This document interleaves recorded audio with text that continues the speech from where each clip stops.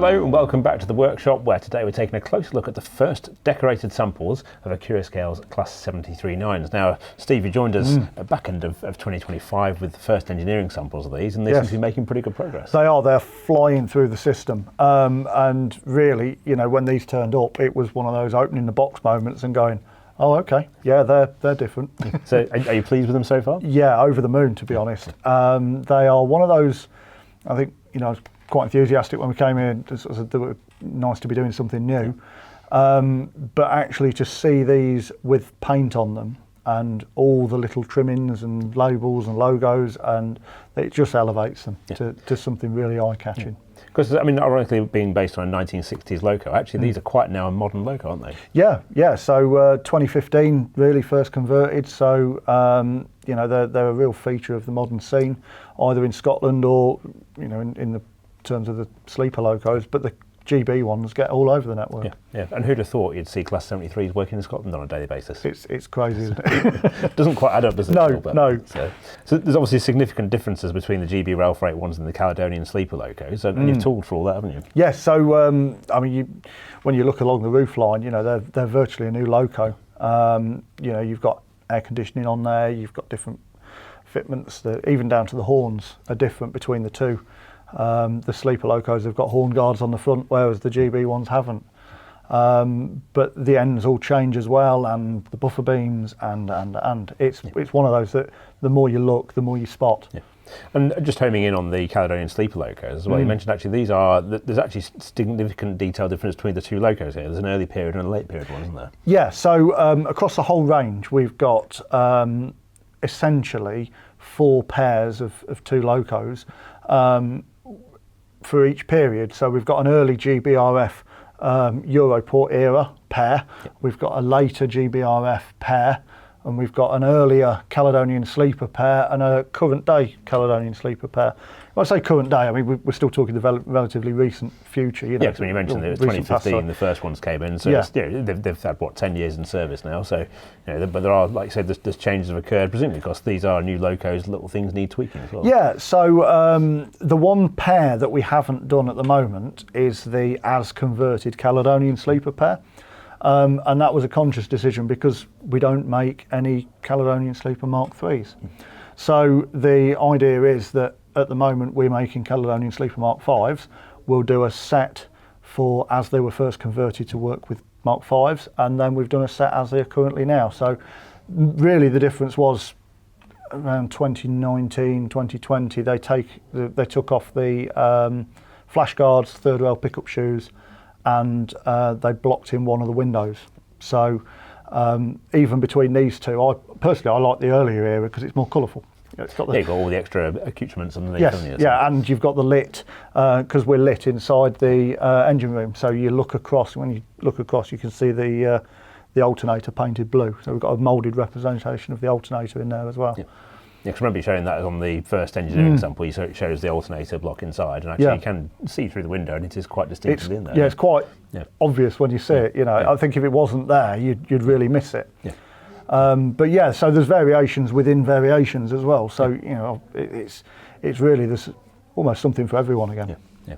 And in terms of the colour for the Caledonian Sleeper Class 73s, one of the things I did notice, it does have a variation versus the original batch of the Mark Vs from Accurascale. Yeah, these are, I don't believe they matched in reality. Okay. So when you look at the pictures of them running on the West Island or wherever with the Mark Vs, they are a slight different shade. Yeah. And I don't know if that's down to vinyls or paint or so on, but yeah, we got the original the original brush paint diagram from when these were converted, and we've got the original colour codes which we've matched to.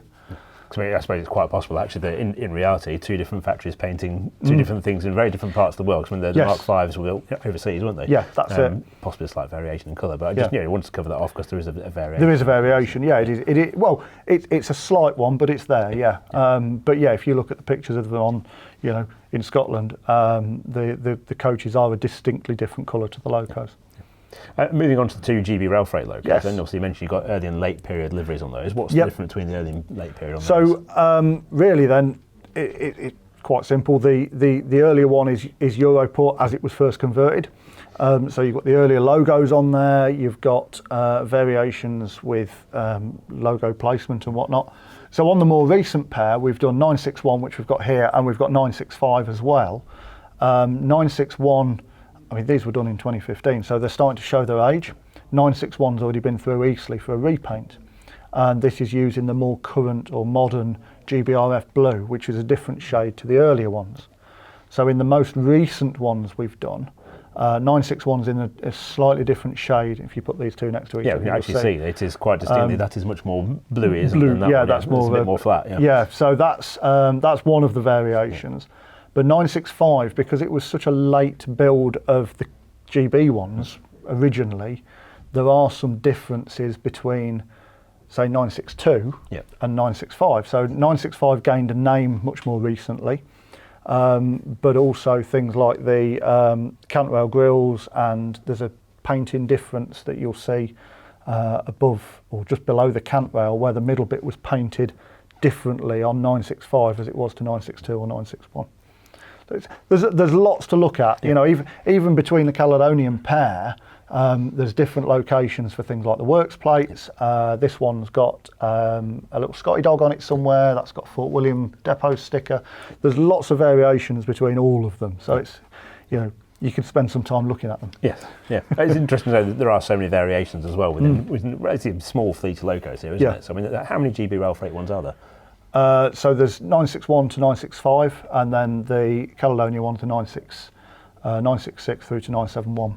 Yeah, so it's what, 11 locos? Yeah, it's 11 locos in total. Of motor power, is it? So fascinating. And we also need to mention as well, we've got the first decorated samples of the new railhead treatment train here, somewhere between the 73s. Yes, coming out, very recently announced, and this is the perfect complement now. So to our GBRF 73.9. So you know, you can really have a train, virtually a train in a box.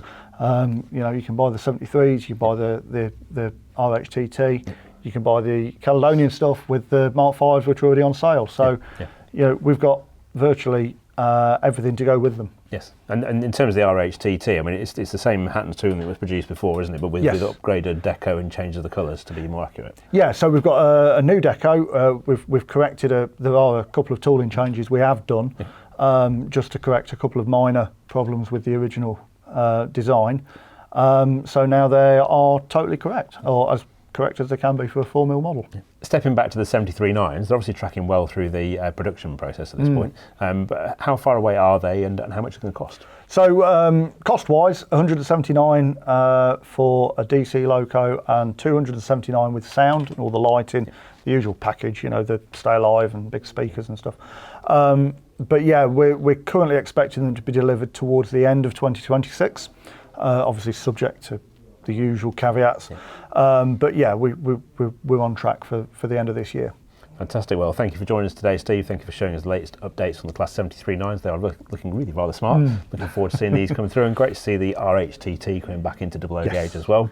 Thank you for watching today at home. Hope you enjoyed this video. You can find out more about the Class 73s online at keymodel.com and in the latest issue of Hornby magazine. See you next time.